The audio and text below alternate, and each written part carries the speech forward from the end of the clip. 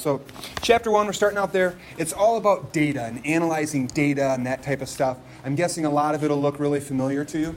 The first section, if you look at the second page probably, I should have like learning targets, and it's kind of what we talked about yesterday, that there's really two things. One is going to be circle graphs, which I actually did second.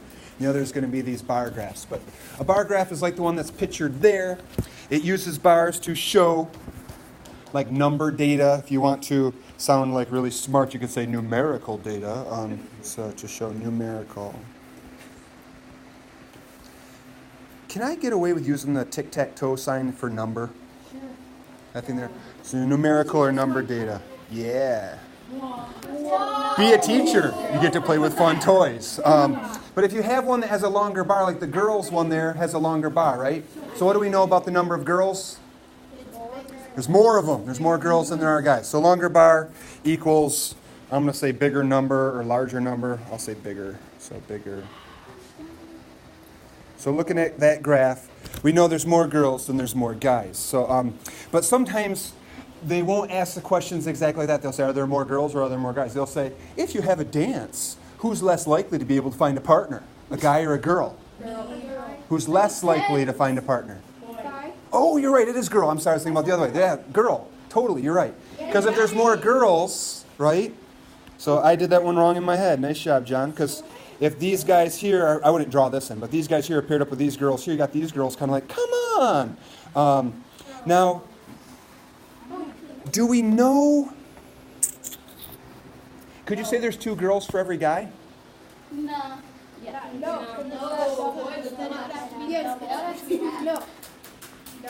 Because people are saying no, because if this is, say, this high, they're saying, I don't think I draw this in either, but you're saying it has to be like that to be double, yes? Yeah. Then there'd be the 2 girls for every boy. Isn't that, the people from California? Colorado. I don't think so. Beach Boys. Is that Beach Boys? Okay.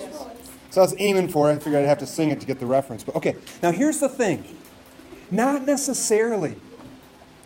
Have you guys done stuff where they put in like a broken axis, something like that? You got to be a little careful, because if there's no numbers on there, technically we don't know much about what's going on. That later on, I don't think it's this section, I'm getting Math 7 and Math 8 a little confused in my head.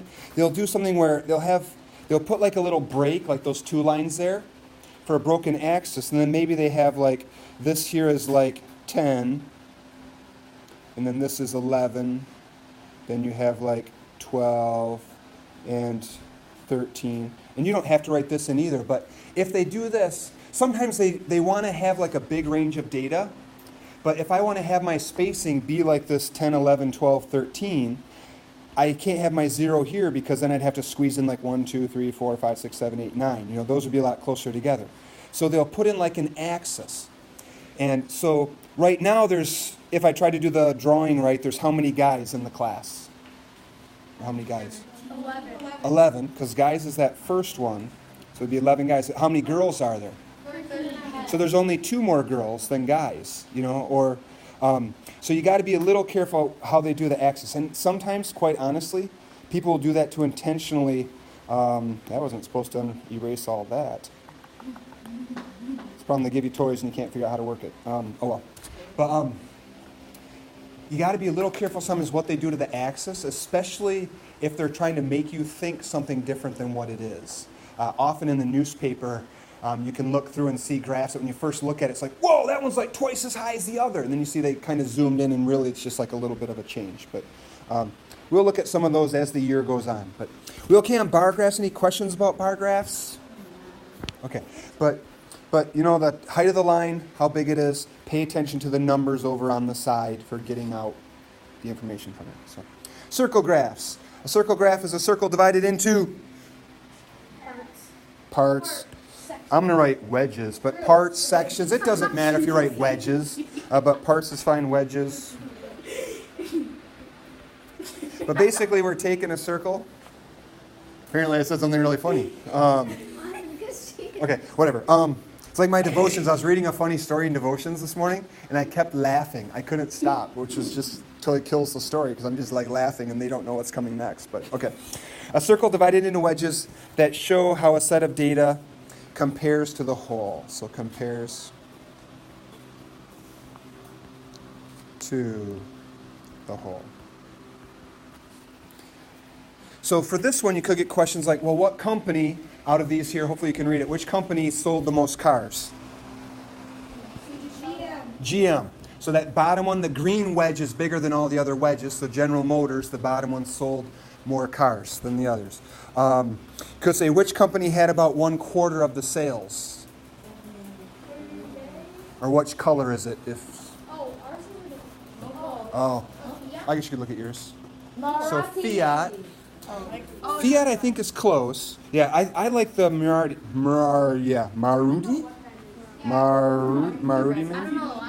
maybe? They're probably looking at like worldwide, so this is probably like, I was afraid people would notice that one, but I liked the graph before I noticed it. But do you agree this here looks like it's about 1/4 of the whole? So I think that one's probably closest to, like 1/4 of it. You could go like a Fiat or a Hyundai. Those two together, I think, do like another 1/4. But is there other ones? Ford sold what percentage? Ford sold 4%. Yep. So right there's our Ford, and it's 4%. Yeah, you can read it on yours. So you'll get questions like that as you look at a data table. Yes? Yes. Okay. Then if I hit 2, which I think is the backside for you guys, or maybe should we just go through them together? Yeah. Sure.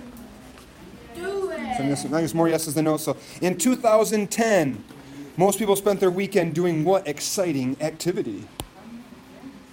Oh, I'm sorry, I'm not looking around. Zach. Yes. Right? With family and friends. Family and friends. Do we agree? Do we disagree? Agree. So first thing he noticed is 2010 is over here. So he's using the chart on the right. And then, family and friends. Do we think that's bigger than watching films? I don't know. I actually watching films might be bigger. I honestly don't know. I'm just looking at it trying to figure it out. It looks bigger.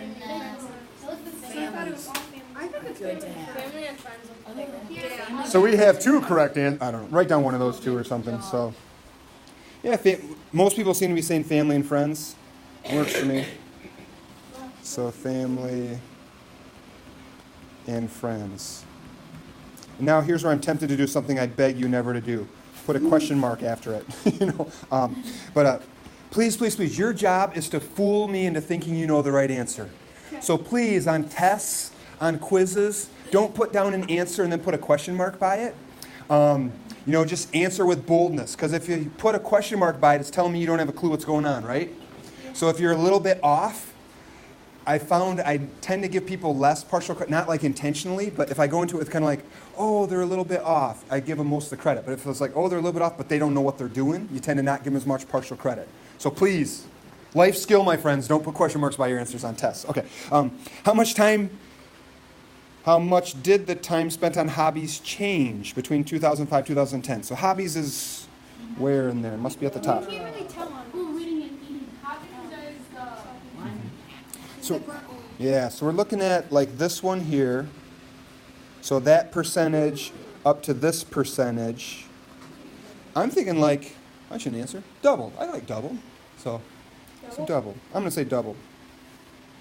And I'm not going to put a question mark after it either. Did the time spent eating out increase or decrease?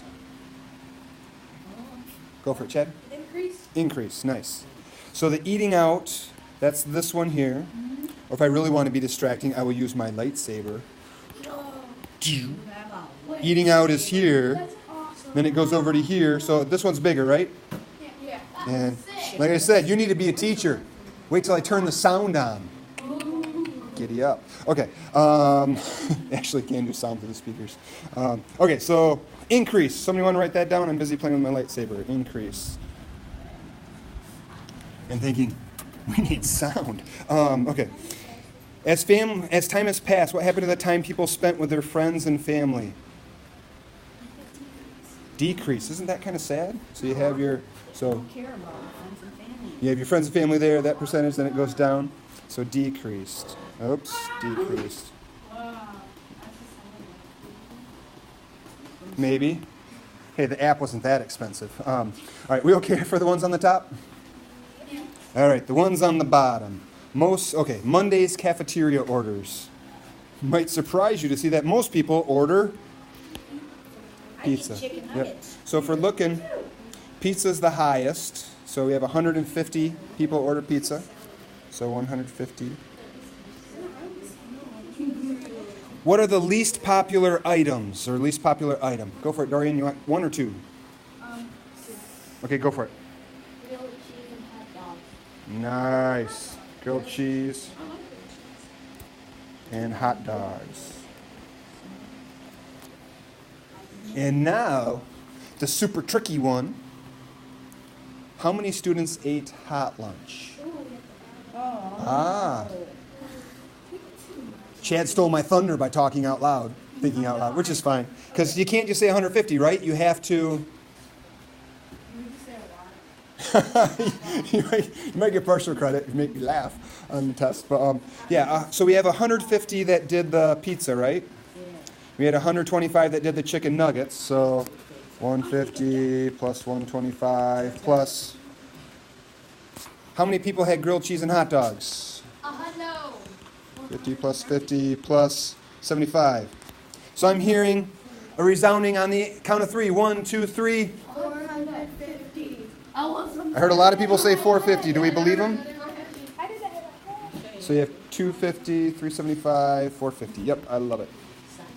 Does it make sense to people why we added them? Yeah. Yeah, I got it now. Do you, or is it one of those if I say that then the teacher will walk away? So No, I'm pretty you got it? Okay. What's that? I love sandwich.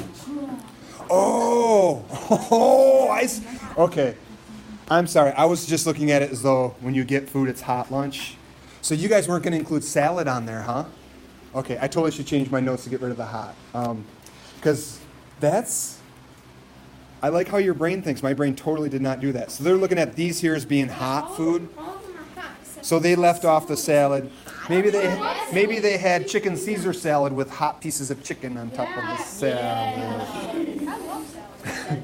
But good call. Good. Yeah, if you did 375, if you did that on a test, I would totally give you. I'd mark you wrong, but then you'd be like, Mr. Falk, I didn't include this. It's not hot. You'd get full credit. Unless you put and- the salad You make on an a excuse. hamburger, but then you'd get a one special. I could do that. So, all right, you guys good? It makes sense? Awesome. Then I just need to figure out which ones are due for tomorrow. So then, if I can squeeze it down here on the bottom. They're also on your I can statements, but if you do page 9, numbers 1 to 8, Like page 9 in here. 12. Oh, page 9 in your book. If you guys could, as I think Paul says in the Bible, make my joy complete, not put your notes away. If you want to put your binder on the floor or something, that's totally fine. I get a piece of paper out